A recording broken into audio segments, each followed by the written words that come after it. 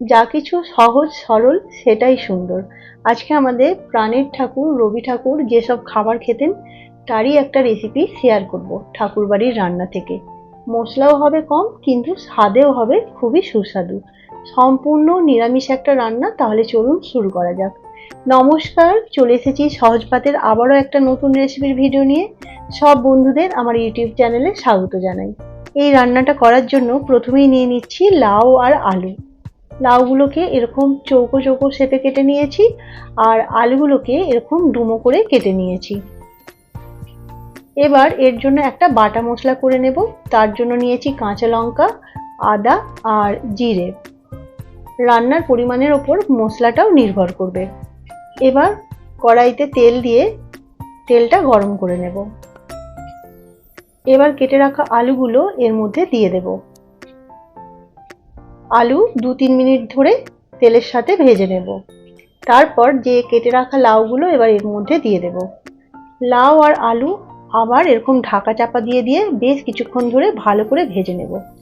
আজকে যে রান্নাটা করছি এটা একটু আমার রেসিপি না, সম্পূর্ণ ঠাকুরবাড়ির রান্না, আর আমি সেটা করার স্পর্ধা দেখিয়েছি।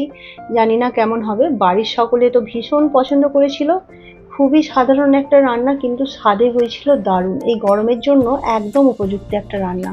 এরকমই ঢাকা চাপা দিয়ে দিয়ে লাউ আর আলুটা ভালোভাবে ভেজে নিয়ে যখন আলুটা প্রায় 50% মতো সেদ্ধ হয়ে যাবে তখন এর মধ্যে যে বেটে রাখা মশলাটা ছিল আদা, কাঁচা লঙ্কা আর জিরের, ওটা দিয়ে দেব।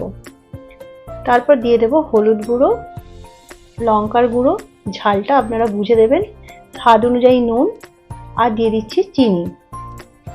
তারপর সমস্ত কিছু মশলা আলু আর লাউয়ের সাথে ভালো করে 2-3 মিনিট ধরে কষিয়ে নেব। আর রান্নাটা এখানে আমি মিডিয়াম ফ্লেমে করছি। এবার এর মধ্যে দিয়ে দিলাম 1 কাপ নারকেলের দুধ।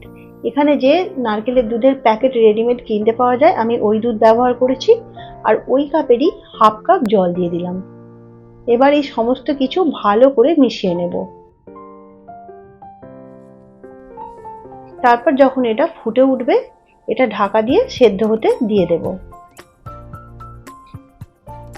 এর মাঝে একবার চেক করে নেবেন যেটা ভালোভাবে সেদ্ধ হয়েছে কিনা। যখন লাউ আর আলু ভালোভাবে সেদ্ধ হয়ে যাবে, আচ্ছা দাঁড়ান একটা আমি আলু ভেঙে দেখিয়ে দিচ্ছি। খুব ভালোভাবে সেদ্ধ হয়ে গেছে। তখন এর মধ্যে দিয়ে দেব গরম মশলার গুঁড়ো, দিয়ে দিচ্ছি ঘি, আর দেব কয়েকটা চেরা কাঁচা লঙ্কা। এবার এই সব কিছু দিয়ে ভালোভাবে মিশিয়ে নিয়ে এটা আরো 1-2 মিনিটের জন্য ঢেকে হতে দেব। তাহলেই তৈরি হয়ে যাবে সম্পূর্ণ নিরামিষ ঠাকুরবাড়ির রান্না লাউয়ের মালাইকারি। অত্যন্ত সহজ একটা রেসিপি কিন্তু স্বাদে একদম ভরপুর। আর এই গরমে লাউ খাওয়া তো খুবই ভালো। তো এই ছিল ঠাকুরবাড়ির রান্না। আপনারাও এটা বানিয়ে নিতে পারেন। আবার বলছি এটা আমার একটুও রেসিপি না, এটা সম্পূর্ণ ঠাকুরবাড়ির রান্না। এতক্ষণ পর্যন্ত আমার ভিডিওটা যারা দেখছিলেন তাদেরকে অসংখ্য ধন্যবাদ। আবার আসবো নতুন কোনো রেসিপির ভিডিও নিয়ে। এই গরমে সবাই খুব ভালো থাকবেন, সুস্থ থাকবেন, নিজেদের খেয়াল রাখবেন। এখনকার মতো আসি, টাটা।